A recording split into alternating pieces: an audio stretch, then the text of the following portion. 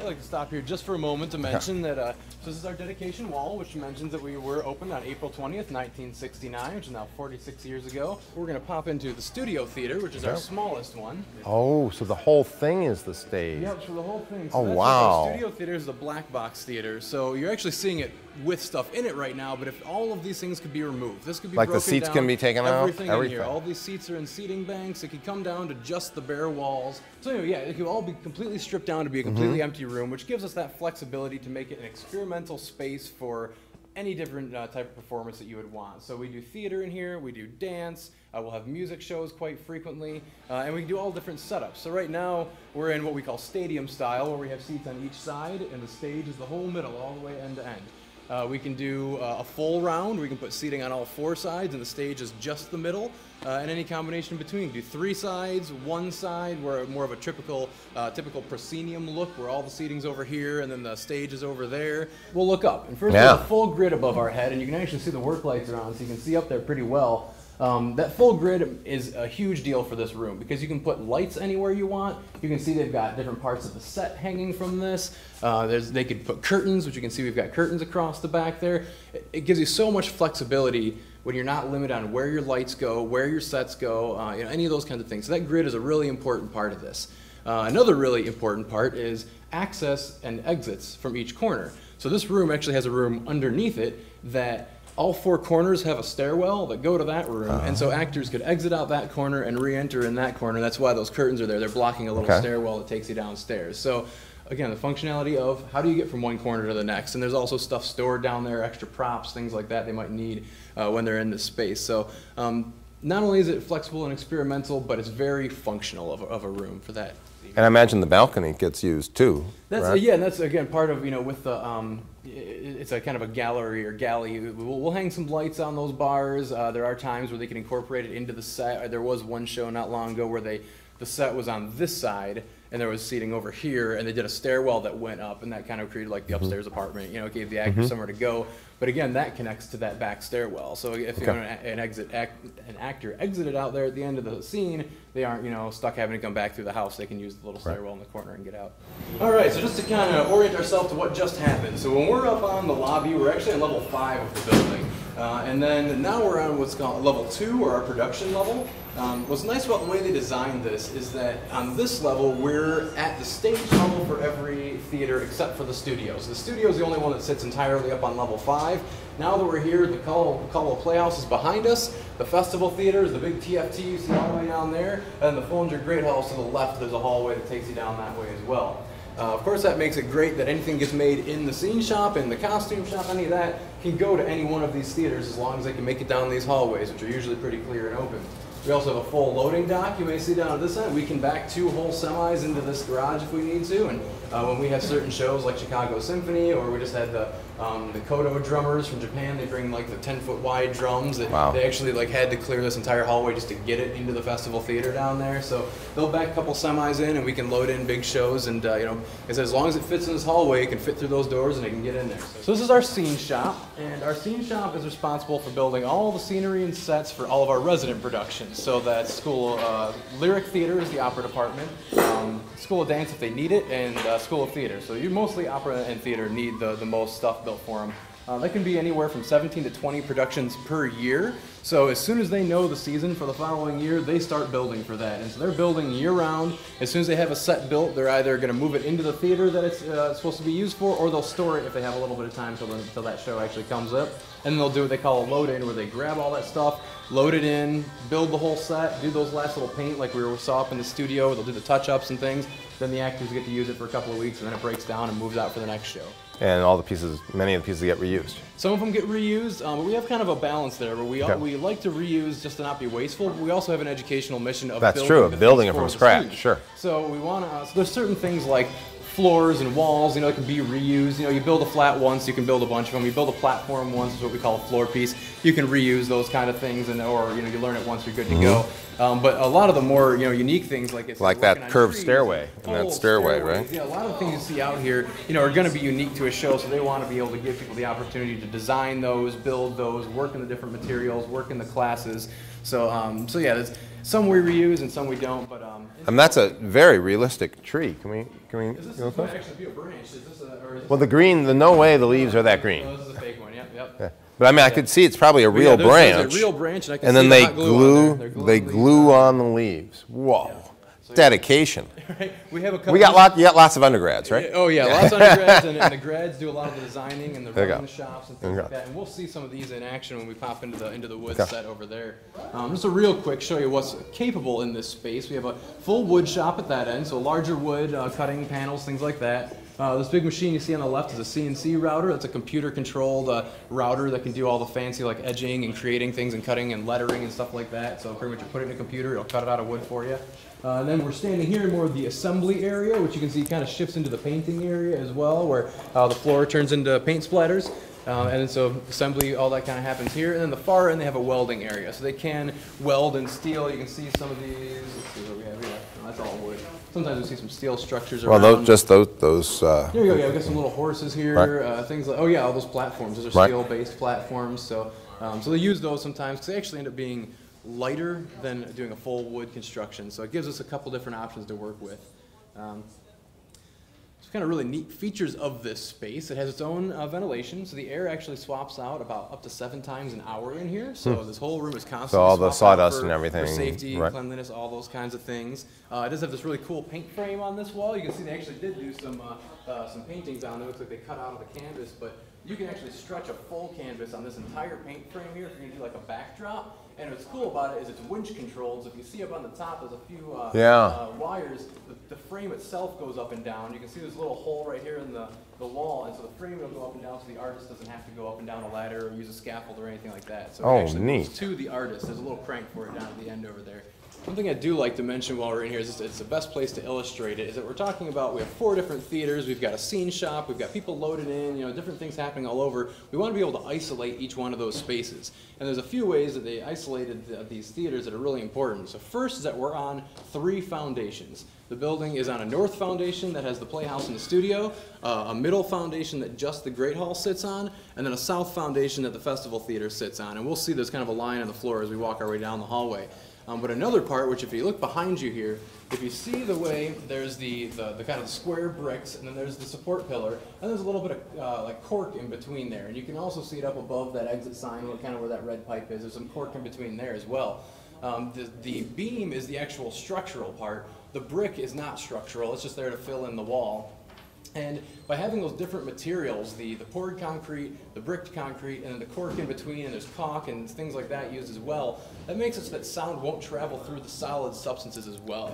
So you can be working in this scene shop while there's a show going on in the Playhouse Theater, even though Playhouse seating comes right up to the back corner of that loft that you see right up there. So that sound won't get through there because of the different densities of materials. You can kind of see that there's a different paneling on the ceiling. It's kind of a multi-density. So you can be hammering in here, and they can be in the middle of a real soft scene, and they won't even notice. Sawing, hammering, welding, whatever they need to down here, and that noise won't bleed out into even, like I said, the studio's just above there. The Playhouse is just above there. We've got, a great hall with, long, quiet pauses and music just up the hall here. And as long as the doors are all closed properly, none of that sound will get from space to space. Wow. We do also have a prop shop, which has just got mostly a lot of the same tools, but it's mostly hand tools. Big difference for those that are not theater types. Anything that is a set or scenery is anything that stays pretty much put, whereas a prop is anything an actor would pick up or walk around. And then there's we have an upholstery shop. We can redo some chairs. You see there's some chair out here. Probably got a little bit of an upholstery treatment out here as well.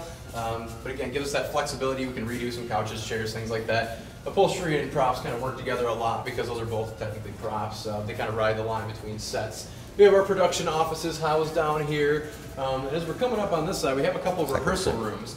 Now, what's really nice about these rehearsal rooms, we have 5 of them down here. We have a orchestra, choral, dance, drama, and opera. What's really nice about them is that each one matches the type of theater that show would be in. So the orchestra and choral rehearsal rooms, the space is the same size as the Great Hall stage. So Wow. when they're rehearsing in there, it's the same setup. You're sitting next to somebody, you're used to hearing them in your ear. They're going to be right there when you're on stage. Same with the drama, the dance ones both match the Playhouse stage, and then the opera one matches the festival stage. That they can rehearse, block, tape out, all those things.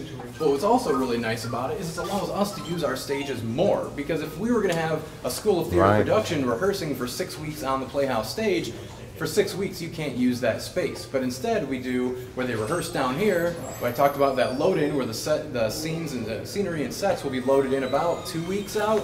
They get 4 or 5 days to load it on, build it on, do the touch-up painting, finish it all up, and then the actors get to start using it only maybe 2 weeks out. So it's more like the professional world where you're rehearsing in one space. You only get the actual stage pretty much when you're ready to open. A couple, maybe a week out, you get a couple dress rehearsals, you're almost in, costume already by the time you even get on that stage. You get used to it, and then you're opening up already. So it's a very quick turnaround. Like I said, more professional. It's good for us to educate our students that way, but it's also good for us to have the space open so we can have more touring groups come through. So this is our costume shop. They're also responsible for everything the scene shop is. So all the anything dance, theater, opera that they need, about 17 to 20 productions a year that they're working on. You can see they're working hard at it right now. It all starts with, on this wall we've got a design, so you can see all the drawings and designs that come from the costume designers themselves, and then they'll go through and we have about 50,000 costume pieces stored in this building, from everything, every type of piece, from hats to shoes, everything in between. And they'll start by, they'll go and see, do they have something that matches that design? Do they need to alter it a little? Do they need to purchase something? And then that's what everybody out here is working on right now. They'll figure out what they need to make. They'll start working on them, and then they'll have them ready when the show comes up. And you can see in that back corner there, they've got the whole the kind of racks that they'll fill up for each production, and those are nice because they're on wheels. And that way, once that rack is filled up and got all the costumes, they'll just roll it right to the dressing room and ready to go for that show. So again, using that multi-purpose space, because they don't have to store that stuff in the dressing room, they wait till the day of, get it in there, and then they can be ready for their performance.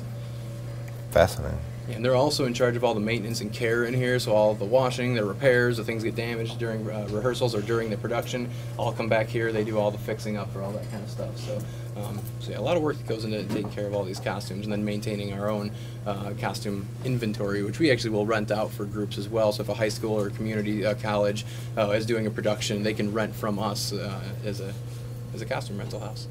So this is Backstage. We're in the Tryon Festival Theater right now. This one is our second largest. It seats almost 1,000. It's about 970 in seats, which we'll see the front in just a moment. But this is what the Backstage looks like, and we're very fortunate to have a really big backstage. Not all theaters have this much room back here. The actual playing area is about a 40 by 40 foot area, which is pretty much built up on this set right now. And you can see they built kind of this nice raked stage, so you can see everything really well. You can look out. It's kind of hard to staring into some lights. It might be easier behind the curtain over here. Right. You can see. It's over 90 feet from where we're standing stage level until you actually hit the ceiling all the way up there. You can see the cyclorama, which is this white curtain on the back here. You can kind of see how it goes all the way to the top. That's what a all the way up curtain would look like, there. And the reason you would need that full height is because anything that would be able to block the whole stage, like a backdrop or a curtain, has to be able to entirely disappear above there. So if we have a 25-foot opening in the front, we've got to have at least 50 feet. But then on top of that, you've got all the mechanics at top. There's all the pulleys and the ropes and the bars and things at the top as well. So that's where you get that whole 90 feet of height from where we're at until you get all the way up to the very top up there. And you can see they get used for everything from light equipment to curtains to some of the set parts are kind of locked in that way to make them more sturdy. We've got curtains down the sides here, so that fly system is extremely integral to the whole layout of the stage. And they've got a ton of lights on this one too. You might not realize, and so one of my most the parts I enjoy the most watching shows, I used to be a tech person, is seeing all the lights and sound in action. And you might not realize just how many lights are being hung, or how many sound cues there are, or how much goes into making this production happen from a technical aspect. Yeah, I was saying too about with all the lights, what's really nice here is that we have dedicated equipment per space. So all these lights, all the speakers, everything for this room stays in this room. Might get stored over here or something. Exactly. So these bars are usually completely filled up. Now they're all out here and being in use, but that again allows us to be able to do multiple shows on the same night. So this has the most amazing acoustics, right? It does, yeah. So we haven't talked as much about acoustics till now because we weren't able to pop into the other houses, but each one of our theaters were actually designed for the acoustics for that type of performance. So this one was designed for choral, symphony, music performances. You can hear, as my voice carries throughout here, it's got a really long reverb time in here. I measure it roughly about 2.5 seconds, maybe even a little bit more. And this is all natural. So this space was built with the idea that you know, anything that would be done in here wouldn't require mics, it wouldn't require any speakers or any of that. And so they wanted the room to, you know, have this very natural sound to it. So some of the elements that give it that sound, I kind of start from the front, work our way towards the back. We do have a full choral balcony, so if we decide we want to seat a chorus up there, there's 120 extra seats for a chorus. The stage is built to fit about 150 performers, musicians, and it has a lift on the front, which that first row can actually be removed of seats, and then you could bring up the stage, and I think the largest group we've had was 180 musicians on stage. Wow. Largest was the 180 on stage, plus another 100 in the choral balcony, so we got almost 300 performers in here at one point. But that's all for them. The stage itself has got a white oak surface, but it's hollow underneath, and that helps to amplify the performers. And so anything that's touching that surface gets a little more kind of a boom out of having that hollow space underneath it, which obviously a lot of instruments kind of come in contact with the ground that way. And then as we work our way across, you can see first the walls. You see how it kind of zigzags. It makes it so there's no parallel surfaces. By not having any parallel surfaces, the sound is continuously pushed throughout the room instead of bouncing back and forth at any point. And the surfaces are very hard materials. We've got a plaster and a hardwood. It's actually an Indiana butternut because Elnora was originally from Indiana, and so she wanted a little something from her own history to show up in the Great Hall. But as you can also see, is that as it zigzags, it's got kind of this almost like a megaphone shape, so that it starts narrower and it gets wider towards the back, and at the very end it hugs in a little bit. But that again, with all these you know, kind of angled walls, it forces the sound to move throughout the room, but still let it carry. And then as you know, it passes over everybody. Some of the other features that work is the ceiling above us. You can see it's got kind of that, you know, unique design and shape, and that again helps the sound kind of bounce off in different directions. That was another request of Elnora's, that she wanted a solid ceiling, because a lot of music halls will have what they call clouds, where it's just like a strip of that floating, but you can still see past it. And so you'll see the actual roof, or you'll see mechanical parts up there. They didn't like that, so she wanted this solid one. So that was actually designed on a computer, which in the mid-60s was quite a feat because there weren't very many computers available. So that was designed using computer, and it's actually suspended because when they were building this, they were again thinking about that isolation. How are we going to keep sound out? We're in a room right now that has 2 exterior walls, an exterior ceiling, and an exterior back. So they had to be able to enclose that in. So there they have, it's about 30 more feet of space above the suspended ceiling until you hit the real ceiling. And that's because they knew we were going to be in the flight path between Willard Airport on the south side of town and heading towards Chicago. So they didn't want these little regional planes buzzing overhead during the middle of a music concert to bleed in here. So that extra airspace helps to insulate that. And then the outer edges, the hallways we just came down, help to insulate the outer walls, and then the back has a backstage, and then the front has a backstage, and then the back has the actual, the rest of Krannert Center blocking it off. So helps to enclose this whole space, and I mentioned it's on its own foundation as well, so it doesn't get any of those vibrations from the other theaters or any of that. And that, as I recall, they literally, you can go down there and drop a pin and hear it. Oh, absolutely, yeah. I've had somebody have a conversation from on that stage to the back of this house without having to raise your voice. I mean, you can just talk throughout this whole room without a problem. And yeah, when there's the person tuning in here, plucking that piano, that one key carries throughout the entire room without any problem whatsoever. But on the flip side of that, it also blends beautifully for if you have 200 people in here, you can still hear every instrument. There's not like dead corners or anything like that. It's really very clear, very crisp. One last little element which is kind of neat was that they thought about this. They knew it's 2,000 seats. You want to make sure it sounds the same whether there's people filling the whole hall or not. So they actually got the thickest upholstery they could so that it kind of mirrors people's clothing, so that if there was somebody sitting in the seat or not, they absorb the same amount of sound. And then they fine-tuned it by having different cushions in the seats, that some of them are porous and some of them are non-porous, so that if an area was a little too echoey, they would put the porous one there and it would soak up some of that sound. And then if the area sounded exactly the way they want it, they'd put the non-porous so it wouldn't absorb any more sound, and it would just let that sound stay the way it is. So this is the Tryon Festival Theater. I mentioned before, this was originally designed for opera, so it has, you can hear my voice, it carries, but not quite as much as it did in there. So again, it's a kind of a good mixture where, if you have spoken parts or anything where you need to hear a little more crisply, but it still allows the music to carry throughout. Actually, it's great that we got to see it in this setup right now because, we got to see that set from Backstage. You already kind of know what's the difference between the front and the back half. And you can see how much is just hidden, and how much goes into that designing of all those lights and things that you saw from Backstage. You don't see any right now. Of course, once they put a curtain down that back, you won't see any of that storage anymore either. So it's really neat to kind of see that combination of them. We do also, you can see now we have a full orchestra pit in the front. There are actually 2 lifts, so that you can, there's a second lift that is currently up, and then the one that is down. They go down there, and then that creates a pit for up to about 80 to 90 performers to be down underneath there. It connects with a room that goes partway underneath the stage as well, so it gives them a little more space to work with down there.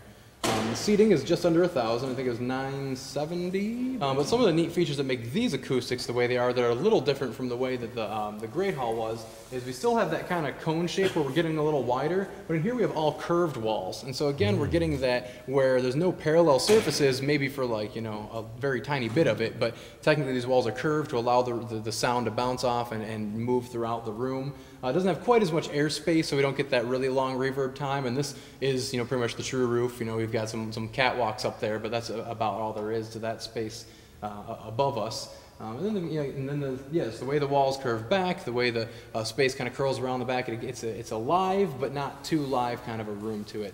Well, this is really wonderful, Nick. We really appreciate your help, and especially the kind of short notice.